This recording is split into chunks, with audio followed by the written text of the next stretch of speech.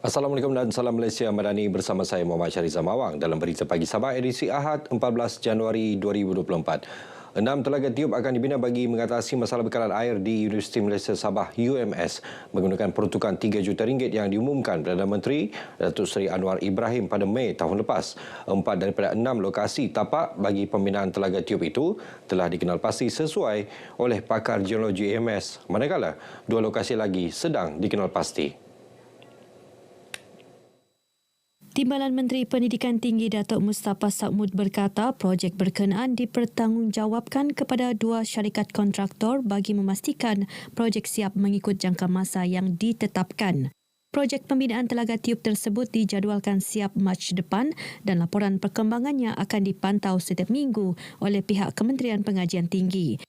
Dan apabila kita mengenal pasti bahawa sumber air ini memang mencukupi, dan kita akan buat proses penggurudian, barulah kita akan buat loji penapis dan juga piping kepada hostel-hostel pelajar-pelajar. Jadi saya menggesalah kepada semua pihak. Kita akan pastikan bahawa projek ini akan dapat disiapkan mengikut kontrak yang ada. Mengenai peruntukan tambahan berjumlah RM2 juta yang diumumkan Menteri Pendidikan Tinggi, Datuk Seri Dr. Zamri Abdul Kadir pada Isnin lalu, Datuk Mustafa memaklumkan peruntukan akan digunakan untuk pemasangan paip baharu ke kediaman pelajar di kampus. Inisiatif tersebut merupakan alternatif penyelesaian jangka pendek oleh UMS bagi membantu Jabatan Air Negeri Sabah JANS mengatasi masalah bekalan air di UMS. Lebih 10,000 penjawat awam Persekutuan dan Negeri di Sabah telah mendaftar dan mengemaskini sistem pangkalan data utama padu setakat ini.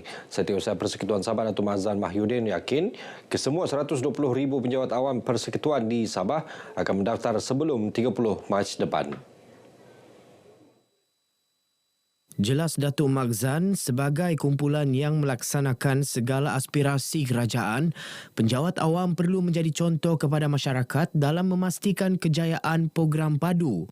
Kita telah mewujudkan satu jawatan kuasa yang terdiri daripada pejabat setiausaha persekutuan bersama dengan pejabat perangkaan dan juga pengurus-pengurus sumber manusia semua jabatan-jabatan persekutuan di Sabah. So kita akan memastikan, kita akan membuat semakan, memastikan supaya semua pengurus sumber manusia di peringkat Jabatan Jabatan Negeri Sabah, setiap penjawat awam Persekutuan Negeri Sabah mendaftar padu sebelum 30 Mac tahun 2024 nanti.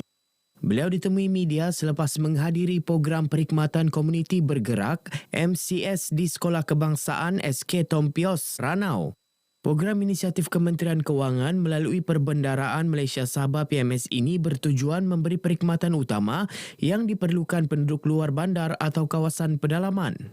Untuk MCS tahun ini, kita juga still membawa semangat supaya semua masyarakat tidak ada yang tercicir dalam mendapatkan akses kepada perkhidmatan dan juga inisiatif, khususnya yang diumumkan dalam bajet 2024. Kita telah menyerahkan surat kelulusan penerimaan kanak-kanak warga negara Malaysia tanpa dokumen untuk memasuki sekolah. Ini adalah sebahagian daripada program OPSIS yang merupakan inisiatif Jabatan Pendidikan Negeri Sabah untuk mengatasi masalah keciciran, terutamanya dalam kalangan anak-anak kita yang tidak mempunyai dokumen. Lebih 40 agensi kerajaan negeri dan persekutuan dihimpunkan dalam program ini.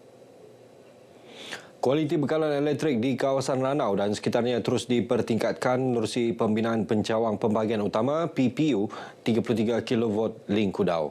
Projek yang dimulakan sejak 29 Disember 2020 itu kini beroperasi sepenuhnya pada 10 Januari tahun ini.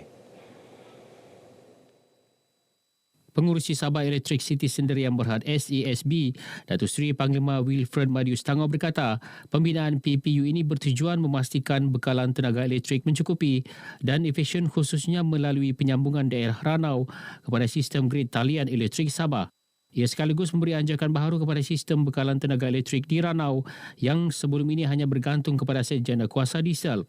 Projek ini adalah projek daripada kerajaan persekutuan yang melibatkan lebih kurang 29 juta dan dengan sambungnya Ranau ke sistem grid, kualiti bekalan elektrik di Ranau akan tambah dan dengan itu juga diesel, genset, buat di Ranau boleh dapat menjimatkan pelajaran dari segi penggunaan diesel. Datuk Madius ditemui pemberita dalam majlis perasmian PPU berkenaan yang disempurnakan Menteri Keuangan Negeri, Datuk Seri Panglima Masidi Manjun. Kira-kira 300 penduduk kampung Kepangian Ranau mendapat manfaat bekalan air bersih melalui projek bekalan air luar bandar Kementerian Kemajuan Desa dan Wilayah.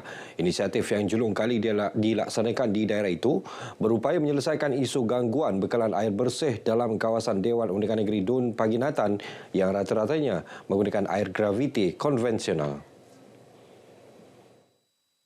Saya dipahamkan bahawa ia dapat membakal 60 buah rumah.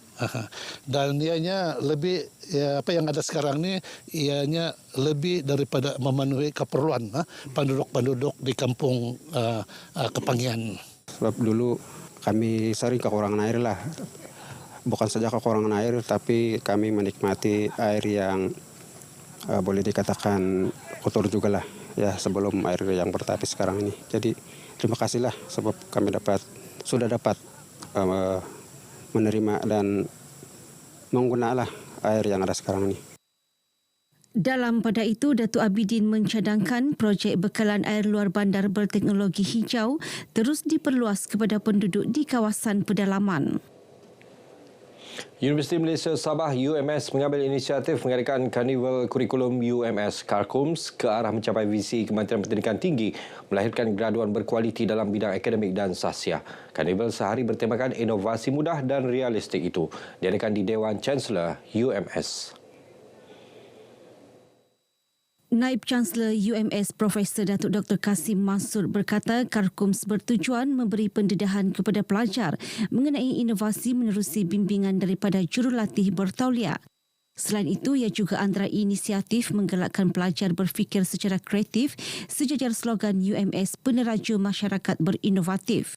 Jelasnya kursus yang ditawarkan di Pusat Kokurikulum dan Pemajuan Pelajar memfokuskan potensi pelajar dalam mengasah bakat dan kemahiran insania melalui silibus kursus yang sesuai dengan penganjuran program. Beliau berucap dalam majlis perasmian karnival ini yang diserikan dengan persembahan bakat pelajar, penyampaian penghargaan dan cenderamata serta lawatan ke tapak pameran pelajar.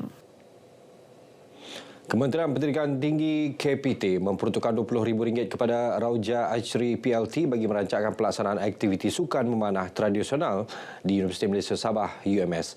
Peruntukan itu antaranya bagi menjayakan cabaran bulanan memanah tradisional IPT UMS Datuk Mustafa Sakmud 2024 yang akan diadakan sepanjang tahun ini.